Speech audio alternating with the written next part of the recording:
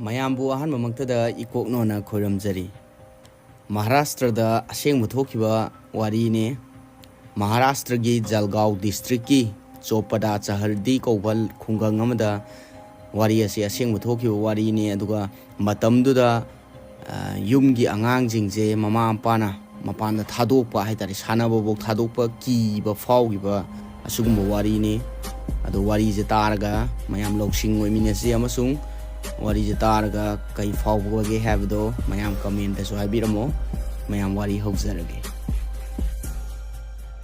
ꯃꯍꯥꯔꯥꯁꯇ꯭ꯔꯒꯤ ꯖꯜꯒꯥꯎ ꯗꯤꯁꯇ꯭ꯔꯤꯛꯀꯤ ꯆꯣꯄꯇꯥ ꯀꯦꯟꯗ꯭ꯔꯒꯤ ꯆꯍꯔꯗꯤ ꯀꯧꯕ ꯈꯨꯡꯒꯪ ꯑꯃꯈꯛ ꯂꯩꯔꯝꯃꯦ꯫ ꯈꯨꯡꯒꯪ ꯑꯗꯨꯗ ꯏꯃꯨꯡ ꯑꯃꯈꯛ ꯂꯩꯔꯝꯃꯦ꯫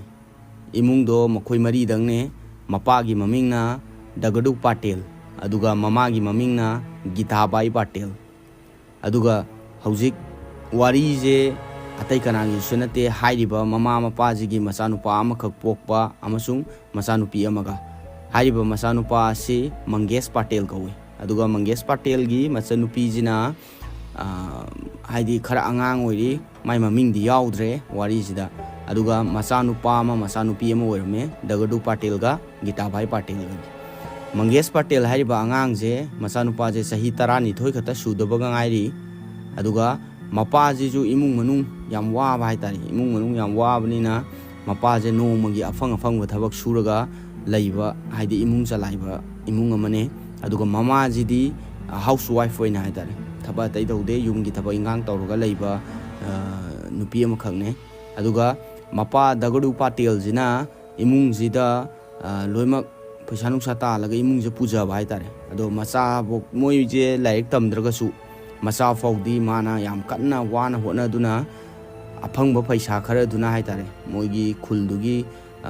ꯁ꯭ꯀꯨꯜ ꯑꯃꯗ ꯃꯆꯥ ꯑꯅꯤꯁꯦ, ꯃꯆꯥꯅꯨꯄꯤꯒ ꯃꯆꯥꯅꯨꯄꯥꯒꯁꯦ ꯁ꯭ꯀꯨꯜ ꯐꯥꯎꯗꯤ ꯇꯝꯍꯜꯂꯝꯃꯦ꯫ 2 February 2019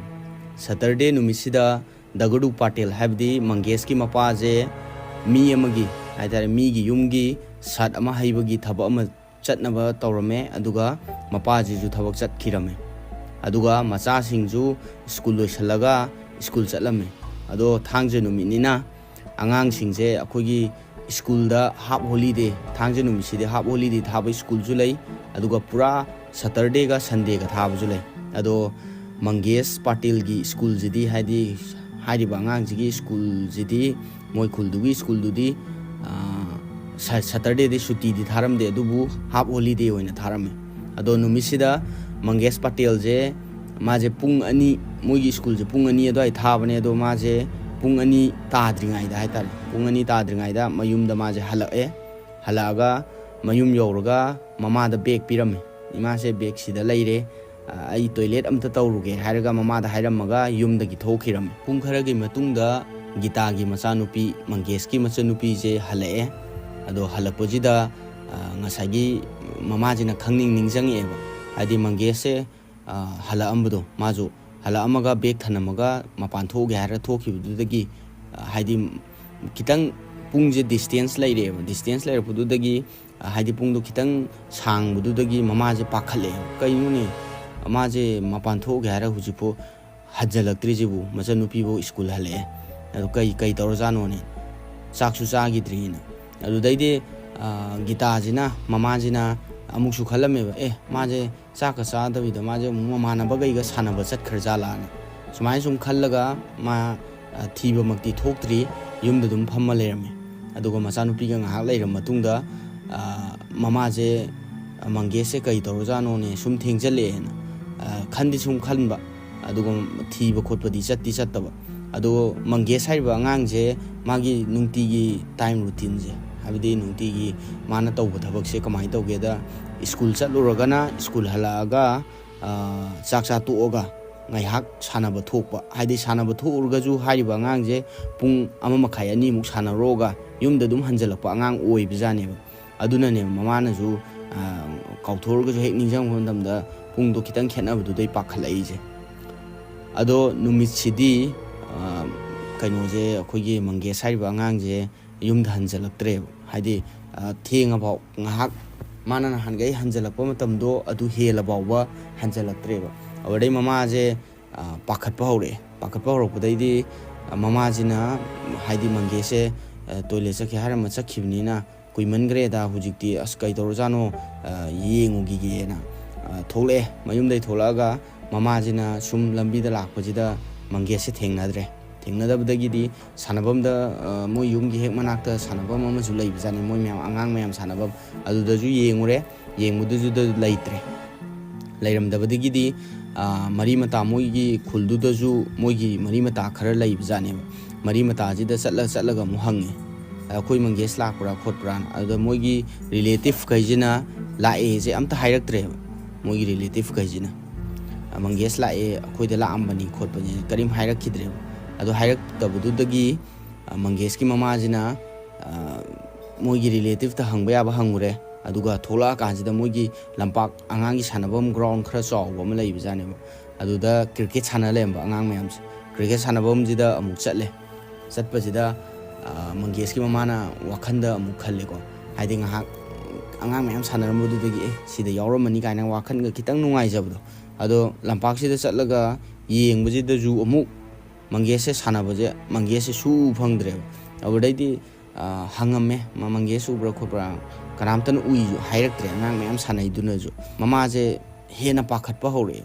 mamajina manges ka nungti gi punba haitare manges ki best friend gumba haitare nungti gi manges ka sanaraga dum loina leiba angang jengje mamajina hanguge na chatla hangubujida mamana ba manges ka nungti gi sanamina ba angang gaijina mukai hairake da ima ngasaidagi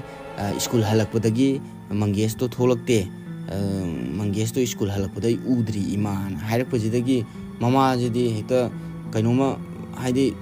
thibe aba thire laikai do phangaktre imung manung mari mata yengure phangdre awde mu khara phangadra mamana baluna tinabaga mu pulam gadran chalubujida ui je kanam hairaktre mama je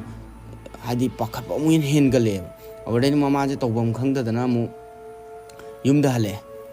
halaga mama je yumda haidi wakhat nuaitana sum leire leibadagi matamjidi sum haujangre nungdang wairam oisale mamjalakpadagi ngasagi mapa dagudu patel je mayumda halaga mana he yumgi thongje kanjalakpa matamda mama je haidi mai nupi je phammaga leirame khogi manges ki mama je phammaga wakhan yam nuaitabai mongda ungaga leirame haitare mai nupa jina kai tawba yaure kai tawrage na hangbajida he hangbaga kapli peri tawraga ngasaidagi manges halakte ado ai ngasaidai ngaibani maje school hale pungani adwaida haidi pungani adwaida halaga maje mapan thoge toilet tawruge hairamaga thokhre chaksu chagide ado ai wakhandadi maje sanaramgadra na khanbane mamanabajinga ado mamanabajingdaju hangure akoigi imung manung mayam leirijingdaju hangure adubu manges ui kanam hairakte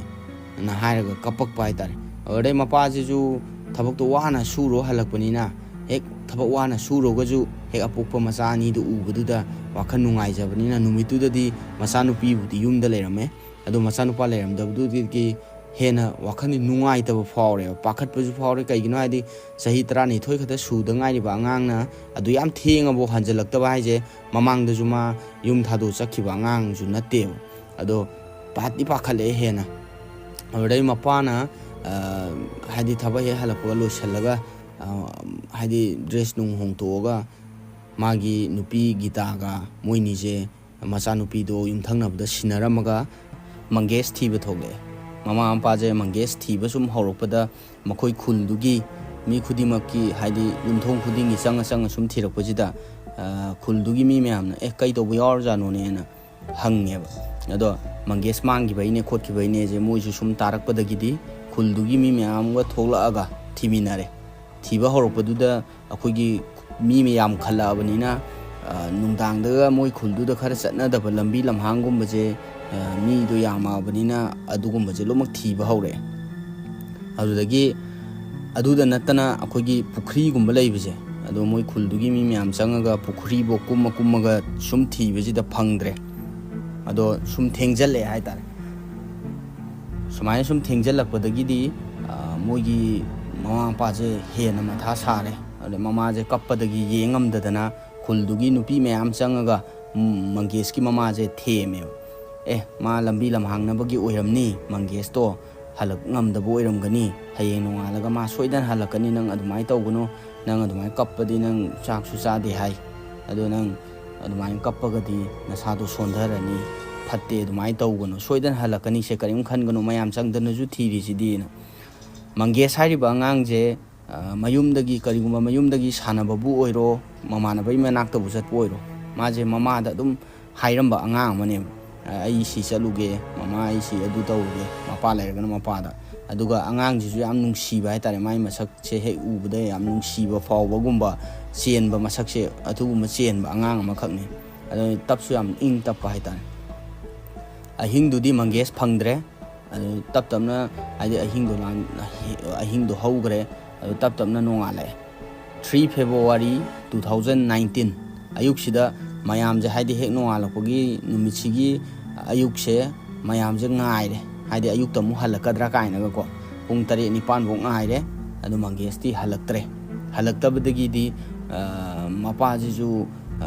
sum khanbam khangda sum ngahak leibijida Mangesh ki mapajina khangning ningjangi kamai ningjang keda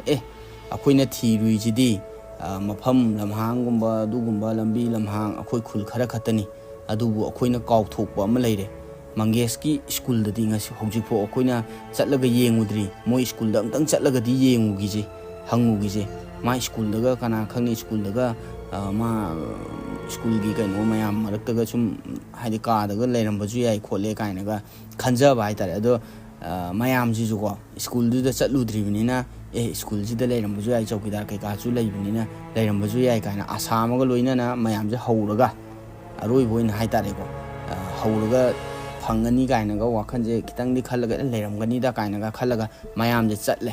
school ji da chatle school yaurakanda chowkidar je moi mayam chang kauthoga chowkidar na school ji thong hang khanjida Mangesh leibra khotpra hangujida Mangesh ti ngarang madi khara nganna ju yum hangibni ado ude da ngarang dei ma lakte ngasi ju lakte ngasi di Sunday ni na school ju suti thai kai to bo yaw ge na adu dai di Mangesh se halakte khote je chowkidar da jo mu haire adu mayam je khulgi mayam du ga mu yum ji da mu halaga mayam je tanare kamai tawjige Mangesh se husipo phangdre adudi akoi dangna sumaina koi thi leiragadi yararoi akoi police ta chatlaga complain amtang di tawruse Mangesh ki mapane aduga khuldugi mi khara machin chatpa kharaga tawraga mokoi khuldugi manakta leiba police station da chatlaga police station da report ama tawri haidi FIR ama thangale FIR jida samaina haire aigi chanpa je Mangesh Patel kawi sahi 12 khata suda ngairi maje ngarang school halaga school bag thamamaga mama da maje toilet tawruge mapan thoge na hairamaga thokibadagi di mama na ju halakadra natra sanaramgadra na sum ngai leibdai halak mandabadagi di akoi myam changa khulji da thire hoju fobo phangdre sar namtang mateng pangbiyo haiduna khuldugi mi kharaga apokpa mapa da guru Patel naga policing da hairame sigi matungda station aduda leiba inspector ga loina na thindaba tawdana Chahardi hariba khuljida laaga Mangesh ki mama ampa da inquiry khara tawrame inquiry chatharaba matungda khuldugi amuk mi khara da amuk samaina wahang pahong tawrame date 2 February jida Mangesh Patel kana urami nungthil matamduda kana thengnarami kadai da lehawi samaina sum waje hangakpa matamjida khuldugi mi khara khosaunara leiba mi khara na police ta mu onkhatlaga hojikti noida sinarabani aduna noina angang je thiraga puthoraktaba yaroi aduna tardi akoi ihau ni khoni samaina police ka parja gi marak sida ningai sangdana baje kangkhale police ta pressure pi baje helakpadagi lagliba police khara duna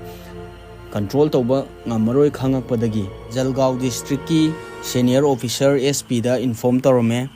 policing jina SP da inform toroba matungda SP na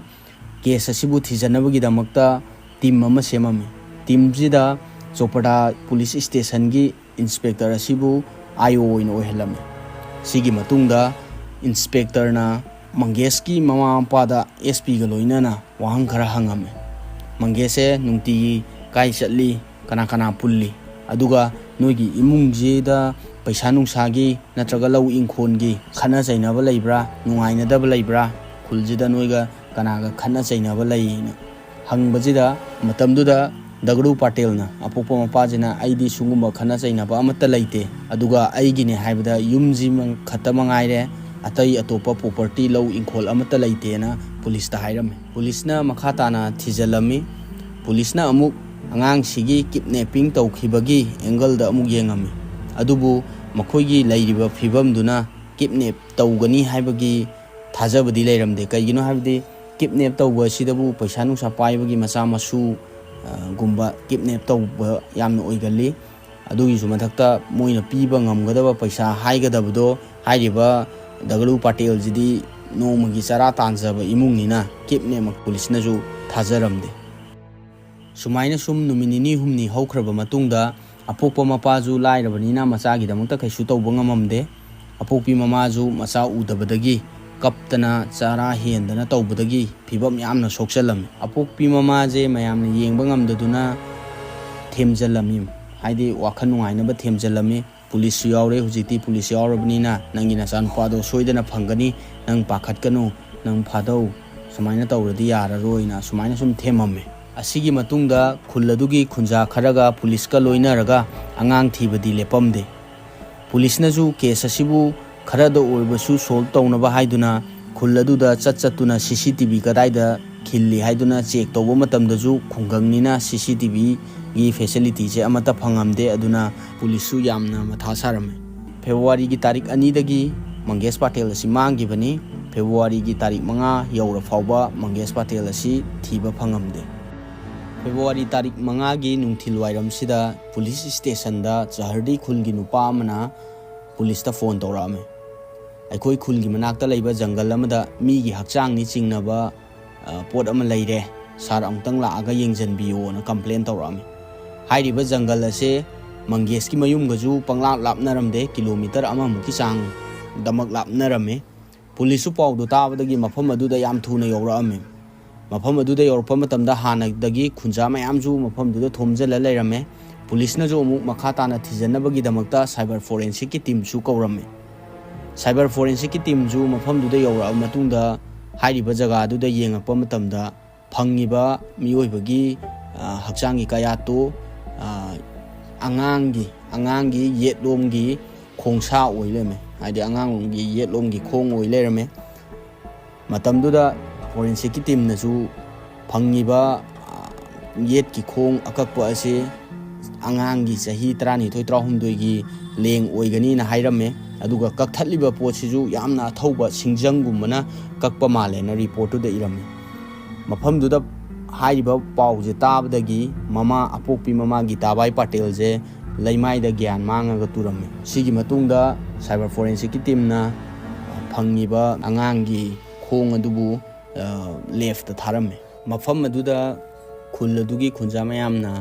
फंगिबा अंगांगी अकक्पा मखोंग अदुबु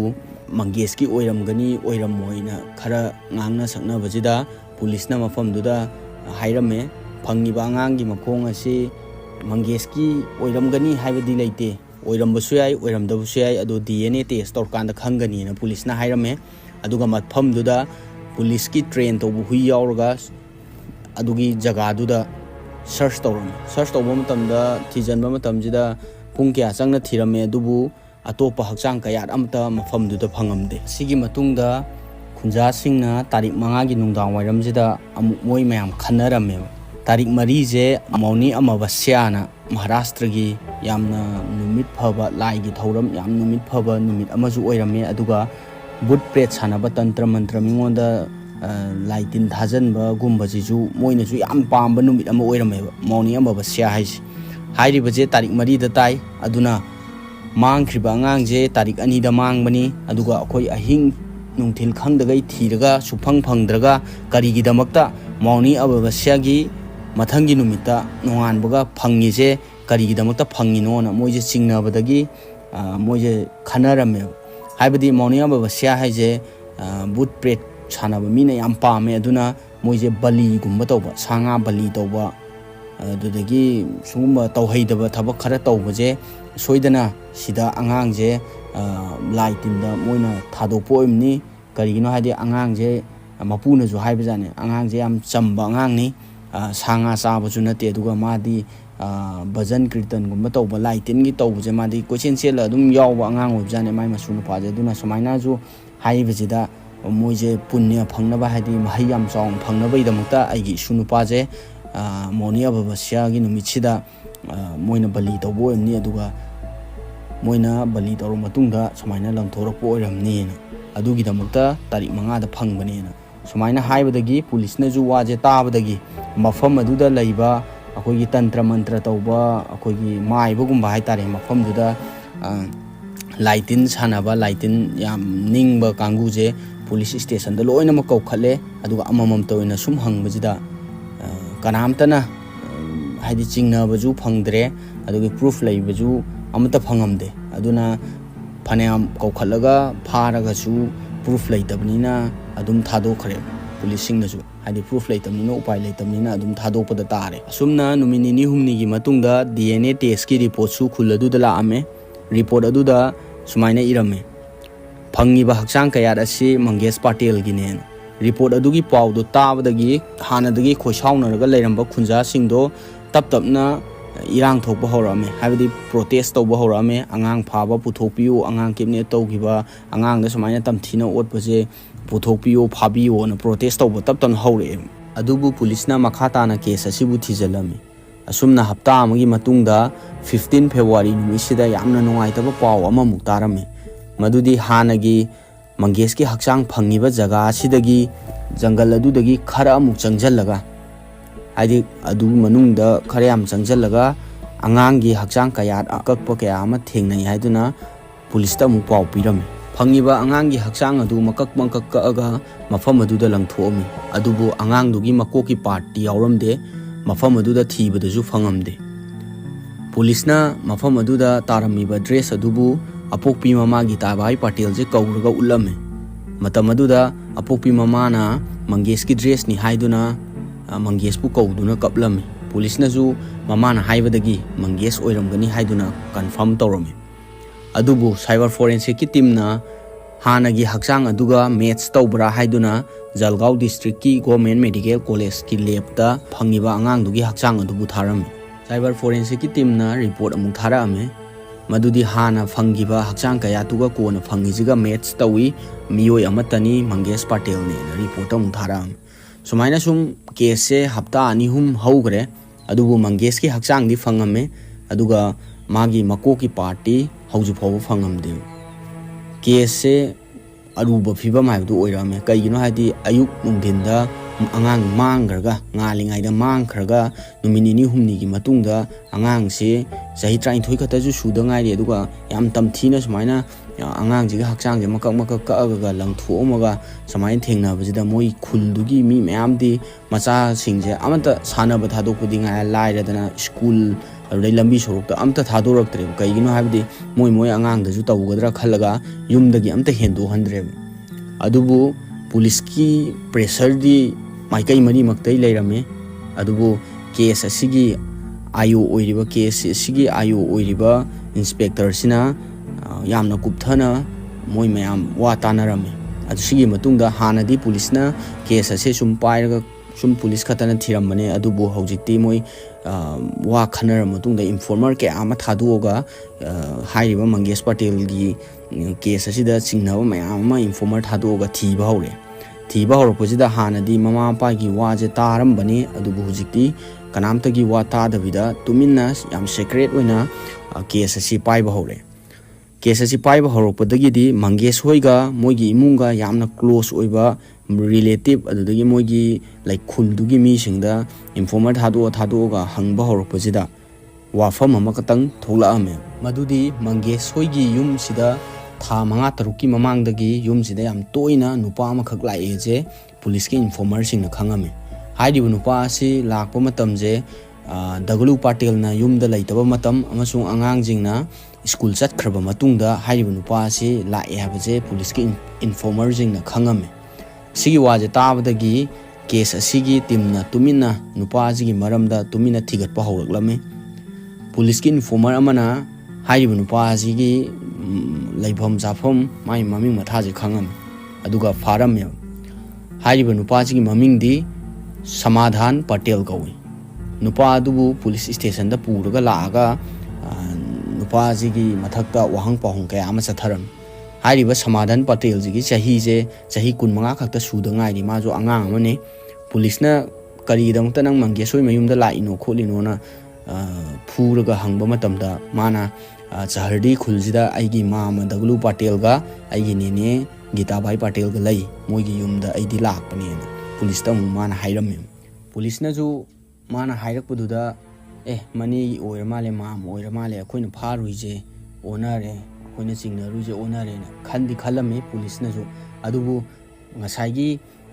informer थादोगा हंगबदा तारखिबा पाउदुदी Laiba मीदो दगलू Patel लैत्रबा मतम आंगांजिंग school चटख्रबा मतमदा लाई अदुगा Moina दगलू Patel गा आंगांगनागा हलकपा मतम हाइतारे आंगांगना हाना हलकपा मतम नत्रगा दगलू पाटेलना हलकपा मतमदा माजे हलक्त्रिंगाई ममांगदा अमुक हनगी अदो युमजिदा मागी मने गीताबाई पाटेल लैरिंगाइदा खता लाई हाबनिना पुलिसना चिंगनाबदी दुम लैरम्मे अदुगा वाजे मखाताना हंगबा होरपजिदा तारीख 2 फेब्रुवारी की तारीख 2 सिदा नंग कदाइदा लैना समाधान पाटेल जिदा हंगबजिदा समाधान पाटेल जिना आई नुमितुदा आईदी युमदा लई युमदा लेंगदबिदे लई पुलिस के इन्फॉर्मर ना जो थिगतपा मतमदा समाधान पाटेल जे माजे मयुमदा सेंकी लैरमी प्रूफ जो हाइदि मा लई हाइबगी प्रूफ अमसुंग माना लैरमबगी कैकाजे वेरीफाई तौरमे अदुबु पुलिसनदी असेंग खंगनबगी दमक्ता ngसाइगी समाधान पाटेल जिदा फूबा चैबा खरा हौरमे धब खरा तौरमे तौगदबबु फूबा चैबा जिदा कमाइना हंगेदा नंगना मंगे सातपनी नंग मंगे सातले हाबजे अखोइदा प्रूफ लैरे अदुना नंग असेंग हाइदो नत्रगदी नंग सिबगी चैराक फंगनी नंगोंदा केस कया अमा पांजनगनी ना फूबा चैबा खरा हौरपजिदा माजो आंगांग ओइबनिना अदुदगी हाना क्राइम तौबा आंगांजु नत्तबनिना मादी खांगबा ngamdabna वाजे हाइदोरे मतमदुदा पुलिसु माना हाइरपो वादु ताब पूरा अंगकपो हाइबदु ओये करिगिनो हाइबन तमदा पुलिसती ओनली मा चिंगनरगा फागिबनी मा अमकनी दि खंगिबदि नत्ते अदुगा माजु मरी मता रिलेटिव ओइरमबनिना अजु याम खल्लुदबदो हाइदोरपदगी पूरा अंगकपो हाइबदु ओइरम समाधान पाटेलना पुलिसता कमाइना हाइरकेदा 2 फेब्रुवारी नुमिसिदा हातलिबजे मंगेश पाटेल हातलिबजे आई नते आईदी यावदे आईगी इमानबा राजेंद्र कौबा अमा लई माना हातपनेना पुलिसता हाइरमे पुलिसना मखाताना समाधान पाटेल दा राजेंद्र की मतंगदा हंगमे अदुगी मतुंगदा पुलिसनजु राजेंद्र जे हाइरिबा समाधान की ममानबजे फारगा पुलिस स्टेशन दा पोरकअमे अदुगा वहंग पाहुंग चथरमे हाइरिबा राजेंद्र जिसु मागी बैकग्राउंड येंगबा मतमदा माजे हाना क्राइम तौबा आंगांगसु नत्ते माजु इसम संबा आंगांग अमखक ओइरमे अदुबु राजेंद्र की मथक्ता पुलिसना वहंग पाहुंग चथबजिदा नंग डेट 2 नुमिसिदा करीगिदमक्ता मंगेश पाटेल होइदा चटलिबनो करीगिदमक्ता नंग मंगेश से हातलिबनो ना हंगबा मतमदा राजेंद्र हाइरिबा आंगांगजिना डेट 2 फेब्रुवारी दा थोखिबा थौदोकतुगा मा ममांग-ममांगदगी तौरकपा थौदोक थबक मयामदुगा वारीजे वारी मचा खाइना लीबा हौरे मयामसु वारीसिबु ज्ञान तानाबगिदमक्ता 2 फेब्रुवारी की ममांग था मरी मंगा ममांग की वारी जिबु आई मयामदा ज्ञान तानबा लीजरके समाधान पाटेल जे मागी मामगी मयुमदा याम तोइना लाकपगा मामजिजु मयुमदा लैगंदे हाबदी नोमगी सुरगा चाबनिना नुंतीगी थबक चटले अयुक ngन्ना चटलगा नुमिदांग थेंगना हले आंगांग गैजिजु स्कूल जे संडे खतनी सुटी थाबा दुना अतै मतमददी आंगांग जिजु स्कूल लेपतबनि अदुम चटले मयुमजिदा मागी मनेजे खता लै अदुबु समाधान पाटेल ना याम तोइना लाकपदगी सुम लैमिनबदगी मनेगा मोइनीजे अरोनबा मरी लैनरपदगी याम तोइना समाधान पाटेल जिसु मामगी मयुमदा सुम चटलमे सिगी मतुंगदा माना ममानबगै सुम वारी सानाबजिदा राजेंद्र हाइरिबा हुजिकी ममानबजे सिदा माना वारीजे लिथोएबा मोइ मनेगा मोइनीगी अरोनबा मरी लैबा वारीजे मंगोंदा राजेंद्र जिदा लीरे राजेंद्र जिना वारीजे ताबदगी समाधान पाटेल दा मुख हाइरे इने दो आइजु खंगनागे आइजु तिनागे समाधान पाटेल ना राजेंद्र दा हाइरमे फरे आई इने दा वारी सानारगा आई नंगोंदा मुख पाउ पिरके मथंगी मामगी मयुम चटपजिदा समाधान पाटेल ना हाइरे आइगी मानबा राजेंद्र कौबा मलै इनेगजु खंगनानिंगे हाइ अदो खंगनाबा याब्राना हाइरिबा मने जिजु कयाम फत्तगे हादा होय याई खोलेना हाइरगा खंगनारे खंगनाबदगी मोइनी चंगा खंगनबदगी आंगांग अनीजिगे मौनीजिगे अफेयर लेनरे सुमाइना सुम थाजे मरी मंगा हौजनगिबदगी 2 February 2019 की नुमितसिदा राजेंद्रना लाकपा नुमित ओइबा राजेंद्रना लाकपा नुमित ओइबसिदा राजेंद्रजु ऑलरेडी लोम खंगमे दगलू पाटिल पुंग क्यादा चटली मचा गइजे पुंग क्यादा स्कूल चटली पुंग क्यादा हलकनी सैटरडे निना मोई हाफ हॉलिडे थाई जुजु राजेंद्र जे कुइना सांगना सुम मोई जु लोइनरबनिना खंगे मोई इमुंग की मतंग दा वारी जे खंगे खंगगा नुमिसिदा राजेंद्र जे मनेगा लोइनरगा लैरिंगाइजिदा युमजिदा लैरिंगाइजिदा मंगेश पाटिल मचा नुपा जे पुंग अनि ताद्रिंगाइदा राजेंद्रना हनगदबजे पुंग अनि ताद्रिंगाइगी ममांगदा मंगेश से युमदा हलकपने युमदा हलकपजिदा मंगेशना थोंग हांगुबजिदा मंगेशना उहैदब थबकतो उबदगी राजेंद्रजिना इमुंगदा तारंबा उतुप अमना मंगेशता चेंजलगा मांगी मकोकदा कल्ले करिगिनो हाय मतमदा मोइलोमा इज्जत मांगनी हायदुना मंगेशता कल्ले मंगेशु अंगांगो ओइबगा माजु लैमाइदा तुरे माय मकोकतगी इ थोए मकोकतगी इ थोइंगाइजिदा तुरिंगाइजिदा हंजन हंजनना अंगांगजिगी मकोकता कनमनेबा राजेंद्रजिना अदुदा अपोपी ममाजिजु मोइजु इज्जत मांगदुनिना करिमता हाइबा ngamdre करिमता हाइदबिदु तुमिना लैसल्ले अदुगा राजेंद्रगा मनेनगा हाइरिबा मंगेश मागी मचानुपा मंगेश पटेल जे बोरा अमदा हापचलगा इमुंगी काचिन अमदा तुमिना थमजल्ले हाइबदी नुंदिन मतमनिना मीना उगिनीना अदुगा मोइना काजे लोमक सेंगतोगा लैरे सेंगतोबा मतुंगदा राजेंद्रना समाधान पटेल दा फोन तौरगा समाइना थौदोक थोए दो आंगांग दो अइना समाइन तौरे खोलेना खुथाबदगी सीरे खोले बाय आई इथंदा गाइरे नंग अमतंग याम थुना लाओ समाइना ngahaकी मतुंगदा समाधान पाटिल जु युमदुदा लाए युमदुदा लागा यासंगपगी मतम गाइरगा मोय अनीना जंगल लोमदा निंगथम थाबगा ओइबगा मयामना यासंग मतमजिदा मी थोकनदबा इताक ताकपा मतम तंजा लौरगा कानाबदा तंजा जे लौरगा जंगल लोमदा सिंजंग अमा पुरगा मोइना आंगांग जे मकक मकक कागा जंगल जिदा लंगथोमने लंगथोमबा वारी जे लोइमक पुलिस ता लीबदगी पुलिसना खंगकपदगी गीताबाई पटेल जु फारे अदुगा समाधान पटेल अमसुंग राजेंद्रगा फारगा मोय अहुमजु मसाना मरानजे लोमक याजरे ममा हाइबजे मसाबु नुंसिदबा लैते अदुबु ममा जिजु क्याम फत्तगे हाय मतमदा मोइना सोइरगा आंगांगदुदा दशा तारे मोइगी इज्जत खता येंगा कैसु खंगजदबा इनौ नौना होगलैबा आंगांगदुदा मोइगी मरानदु कुपसनबा होनाबदा आंगांगदु हाटपने सिगुम्बा थौदोकसे कोइगी इमा लेबाक्तजु थोक्तबा ओइसनु अदुगा मयामजु सुगुम्बा वारीसे तारगा हेना कानाबा लौसनबियो अमसुंग फत्तबा वाखलोन खनबिगनु अखोइदा थोक्तनबा यारिगै थोक्तनबा होटनमिनसी अखोइदजु थोक्तबसु ओइसनु वारीजे मथंगी वारी अमु नुंगाइबा वारी लौसिंग ओइबा वारी अमु पुदुना लाक्सगे ngasiगidi matangsida loisalage channel asibu like amasung subscribe tawbiram